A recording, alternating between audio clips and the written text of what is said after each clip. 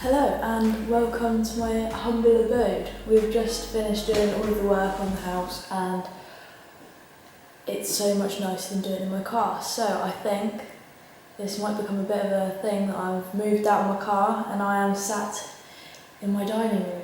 It's much warmer, so I think I'll stay here. I'm sorry, my cat is just there, so if I'm looking at my little cat, then I apologise, or if you can hear her, then I apologise, but I can't bear to... Oh, get her down. Oh, come on, come sit.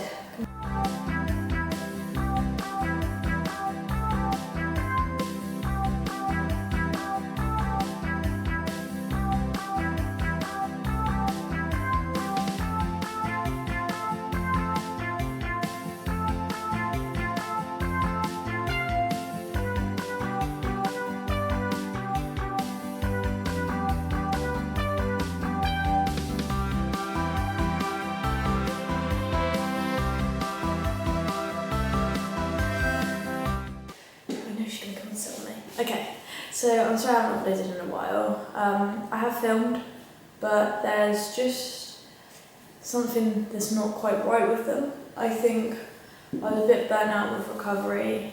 I was a bit fed up of it and losing sort of interest in it. I was getting a bit bored, and that's okay. People get bored. It is boring. The whole thing is boring.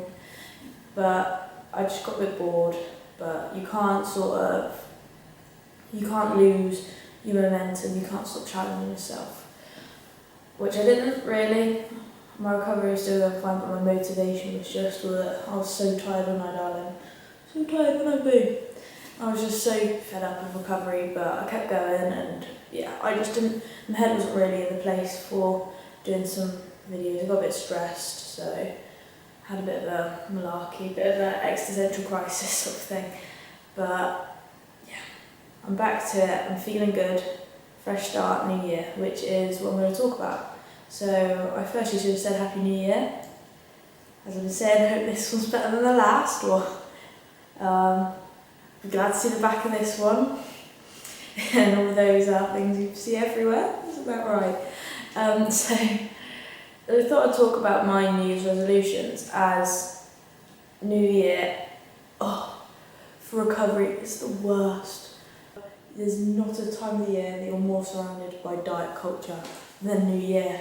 It's painful. I'm scrolling through my Instagram where I'm following all of my recovery pages, all my very pro-recovery, and all I see is diet ads. I'm like, it's not even, the targeting is rubbish, but then again it could be really successful if I was earlier in my recovery. So it's really vulnerable time, and you can't recover in a bubble because it's not like the real world. So you're gonna drive past the gym and it encouraging weight loss and all that rubbish, and on the TV the ads are gonna be, on your computer the ads will want to lose 5 pounds, want to lose whatever. No, I don't. I really don't actually. So, it's raining. So that is a really hard time. So I thought I would set myself a few New Year's resolutions, both recovery and non-recovery related, and I thought I'd share them more because I think it's important if you do New Year's resolutions that you have a bit of a balance as well. So not your whole life isn't based around recovery. Everything should fall into recovery. Recovery should be a priority, but it shouldn't be your obsession. You should have hobbies and interests and things that you do outside of recovery. So I thought I would share a few of mine. So my first one is obviously keep going with my recovery channel. Not really keep going, actually start doing regular uploads again. I'm going into exams now for A-levels, so it's going to be quite a stressful time. So I think keeping up this channel is going to be difficult, but it's going to be important for me because I think it will help me in exams personally. Because it's a bit of a stress reliever actually, just speaking. So, do you know what, I didn't even check out if I looked even presentable, did I? Because I've just had a bit of a loungy day, but here I am. No filter, this is what I look like. So, yeah, my first is to keep this recovery channel going, and also I'm going to work on becoming more active on my Instagram, which is here. it's Tia's Recovery Club. So it's just my Instagram. I like to post a few helpful things. So I'm going to get that back up and going because I actually quite enjoy doing that, and obviously I love doing this. So that's my first one. My second one is to keep going with recovery, and hopefully my big goal is to go to university this year.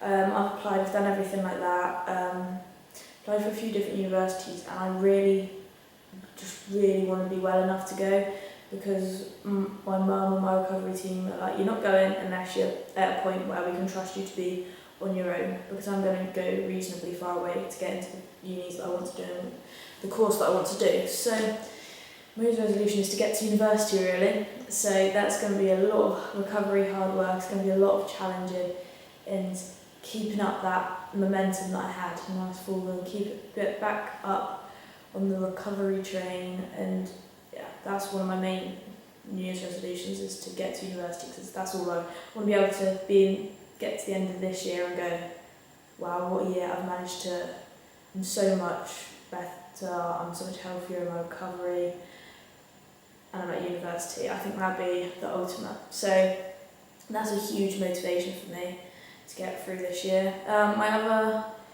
New Year's resolutions are to spend more time with friends and families, work on those family, just to work on those relationships, really value them. I think this year has really taught us all a bit about because we have spent a lot of time with our family. I think it has shown us the importance of them.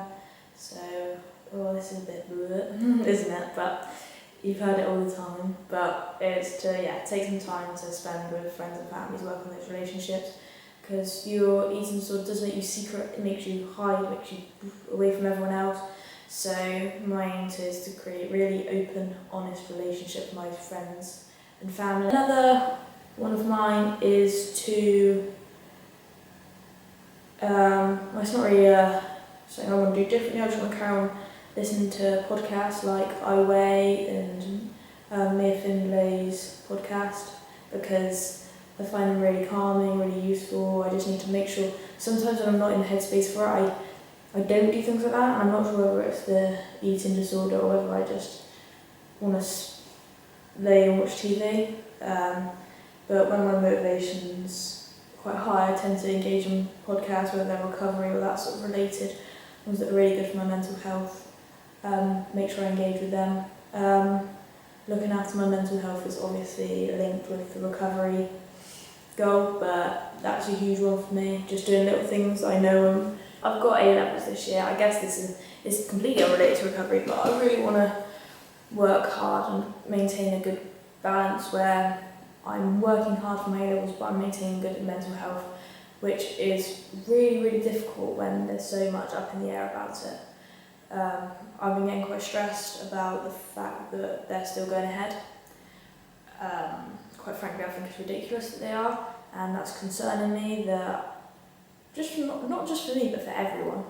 Not just the fact that some people didn't have internet access.